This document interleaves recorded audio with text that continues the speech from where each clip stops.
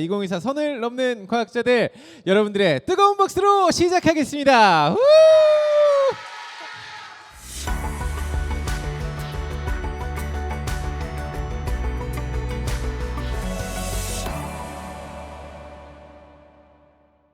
오늘의 MC 그리고 저는 과학을 너무나 사랑하는 진행자 허재무 인사드리겠습니다. 반갑습니다. 저는 여러분들 평소에 의심이 굉장히 많습니다. 그래서 나는 내 눈에 보이는 것만 믿어라는 이야기를 많이 하거든요. 그렇지만 이 세계는 우리 눈에 보이지 않는 세계라고 합니다. 바로 나노 세계, 작은 세계지만 정말 큰 가능성을 가지고 있는 나노 화학에 대한 이야기를 오늘의 주제로 장홍재 교수님과 함께 이야기를 나눠보도록 하겠습니다. 국내 최고의 화학 커뮤니케이터죠. 장홍재 교수님, 여러분들의 뜨거운 박수로 만나보도록 하겠습니다.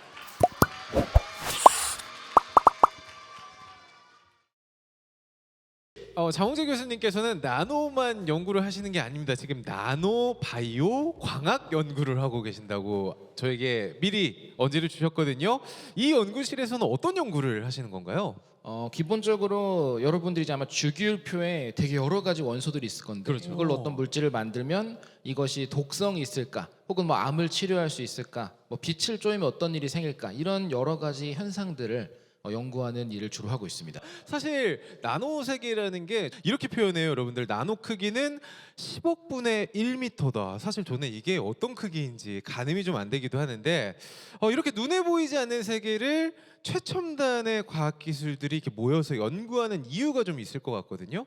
아무래도 이전까지 보이지 않던 것이 발견됐기 때문에 아하. 우리가 당연하게 생각했던 게 실제로는 조절될 수가 있는 게 되겠죠. 그러다 보니까 화학만이 아니라 아마 여러분들도 뉴스 같은 데서 뭐 나노 기술, 뭐 나노 과학 이런 단어들 들어보셨을 텐데 많이 들어봤어요. 네. 그만큼 모든 분야에서 이 나노라는 것에 주목하고 있습니다.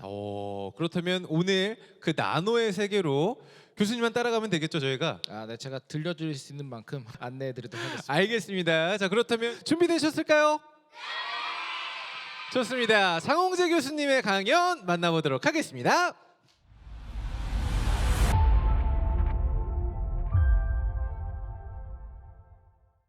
세상에서 가장 작은 그리고 화학의 경계선, 이 두 가지 단어가 있는데 자연과학이라는 것으로 먼저 이야기를 시작해 보려 합니다. 자연과학은 아마 많이 들어보셨을 거예요. 옛날에는 굉장히 중요한 학문이었고 지금은 많은 분들이 돈은 그렇게 많이 안 되지만 즐겁긴 한 학문이라고 많이 말을 합니다.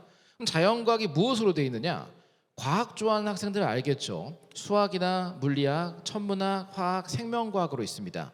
근데 이 5가지의 단어를 보고 느낌이 다를 거예요. 어떤 건 되게 흥미롭다, 어떤 거는 왜 이렇게 낯설지, 이런 느낌이 있는데 재밌는 건 이 중에 가장 사람들이 좋아하는 것은 바로 물리학입니다. 왜냐하면은 슈레딩거의 고양이, 뭐 양자역학, 양자 컴퓨터, 이런 단어들이 자주 찾아볼 수 있고 또 이런 걸로 책을 쓰거나 방송을 하시는 분들도 굉장히 많죠. 그리고 의외로 이 5가지 분야 중에 대한민국 사람들이 가장 좋아하는 거, 그것도 압도적으로 좋아하는 거, 바로 천문학입니다. 다른 거를 다 합친 것에 거의 한 10배를 해도 될 정도로 천문학을 사랑하는 분이 많아요. 블랙홀이라든지 뭐 우주망원경이나 우주 탐사나 이런 이야기들이 되게 흥미롭죠. 자, 생명과학 같은 것들은 뭔가 인기가 없을 것 같지만 뇌과학이라는 이름을 통해 가지고 또 심해생물이나 우주생물 같은 것들로부터 되게 흥미를 많이 끕니다. 자, 이것들은 아마 여러분들도 많이 들어보셨을 거예요. 그럼 수학은 어떠냐? 수학은 저도 솔직히 잘 모릅니다. 우선 수학은 문제를 읽고 이 난제라는 걸 이해를 못해요, 제가. 수학은 좋아하고 잘하는 분은 좋아하지만 대중적으로는 재미가 있는지 모르겠어요. 근데 중요한 건 화학입니다. 화학은 인기가 있느냐? 화학은 인기가 정말 없습니다. 여러분들이 화학 강연을 찾아보기가 쉽지 않고요. 다양한 화학책이나 화학 채널이나 이런 걸 보기도 어렵습니다. 자, 그건 여러 가지 이유가 있을 텐데 오늘 이야기 나노화학을 거기부터 시작해 보려고 합니다. 화학자들이 생각하는 화학이 무엇인가? 태양광 100%, 상온 초전도, 수소 자동차, 건강한 가족들까지. 자, 이렇기 때문에 화학자들은 아니 이 좋고 재밌는 거를 왜 사람들이 위험하다 생각하지? 라고 생각합니다. 근데 이거는 단지 화학자들이 생각하는 것뿐입니다. 그러면 보통 대중들은 어떻게 생각하느냐? 이런 느낌이에요. 유전자 조작, 환경 호르몬, 화학 무기, 방부제 다 한 번쯤 들어본 내용들이죠. 그리고 다 걱정되는 거죠. 이게 대중들이 걱정하는 겁니다. 그럼 이 상황을 사람들이 두 가지로 봐요. 어떤 화학자들은 이건 대중들이 잘 몰라서 그래. 우리가 이게 얼마나 안전한지 위험한지 어떻게 써야 되는지를 알려준다면 화학을 사랑하게 될 거야 라고 보는 분들이 있고, 저를 비롯한 몇몇 분들은 이거는 이미 틀렸다. 화학을 사랑하게 만들 수 없으니까 이게 어떤 건지를 알려줘야 된다라는 쪽으로 생각하는 사람이 있습니다. 그렇다고 제가 부정적인 건 아니에요. 자, 이것에 대한 현상은 케모포비아, 아마 들어보신 분들도 있을 거예요. 케모포비아라는 현상으로 사회에 만들어졌습니다.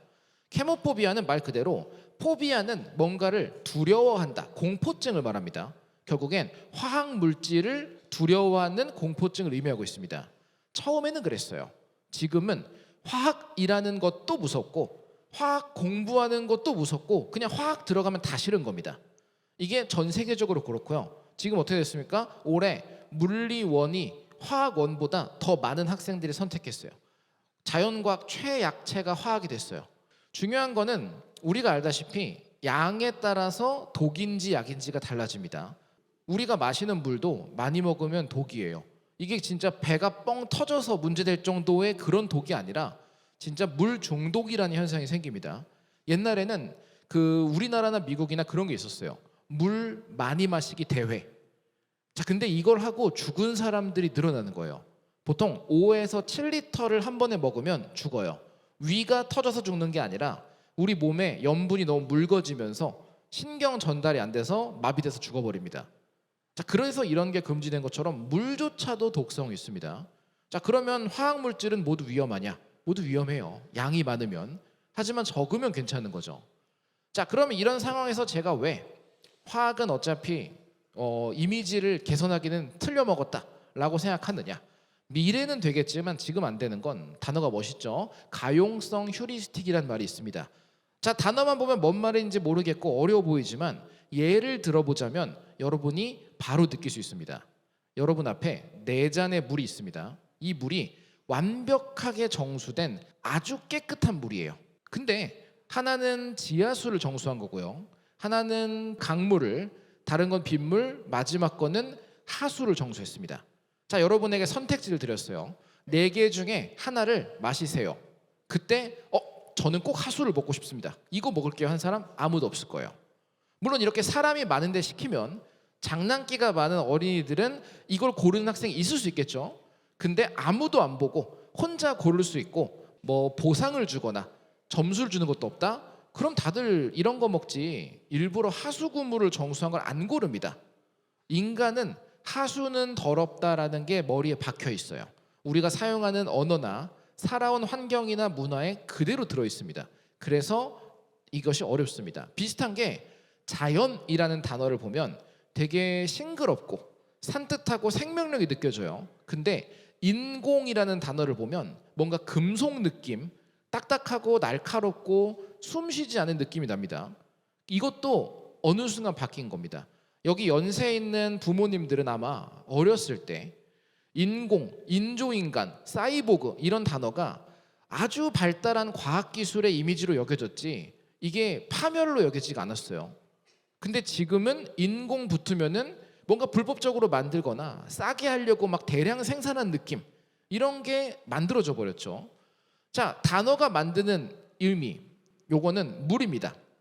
물의 분자 구조가 이렇게 산소 하나에 수소 2개가 붙은 꺾여진 모양으로 되어 있습니다. 물, 워터, 이 단어 목마름이 해소되고 신선한 느낌이에요.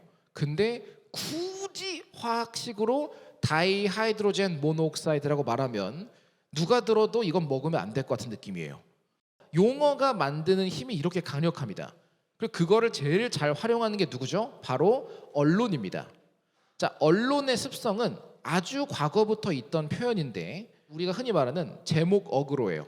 자, 제목에서 우선 피가 나오면 사람들이 본다, 관심을 끈다. 왜냐하면 사람들이 글을 읽어주고 기사를 읽어줘야지 장사가 되는 분야다 보니까 언론은 처음부터 어그로를 끄는 식으로 자극적으로 했습니다. 여러분도 많이 당하셨을 거예요. 어느 날은 보면은 커피를 하루에 한 3잔 먹으면 건강에 좋대요.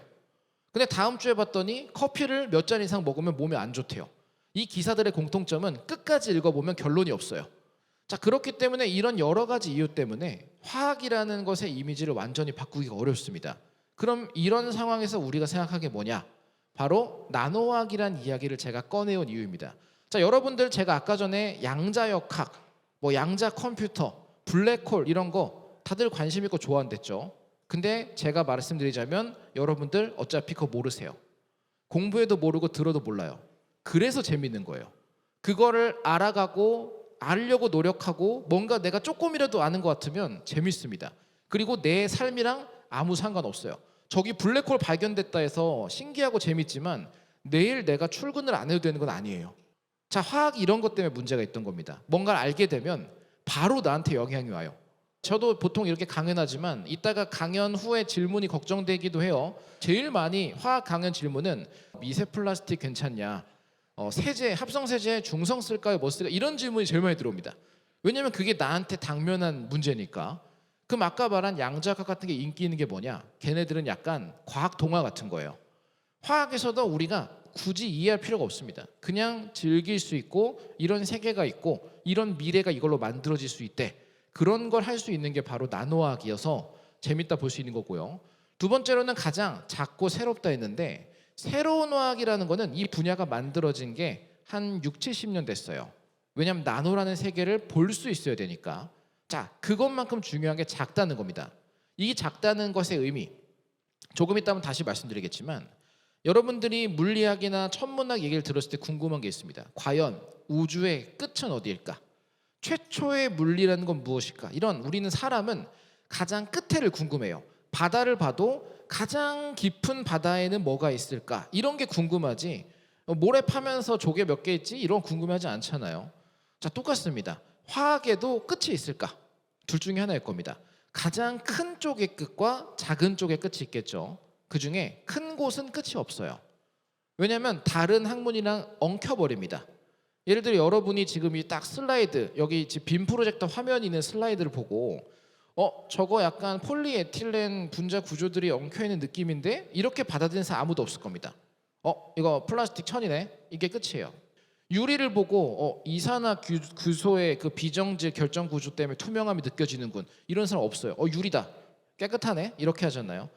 커지면 재료랑 연관이 되면서 구분을 못합니다. 근데 작은 쪽엔 끝이 있습니다. 학문 중에 명확하게 끝이 있는 학문은 화학이에요. 크기의 단위에서.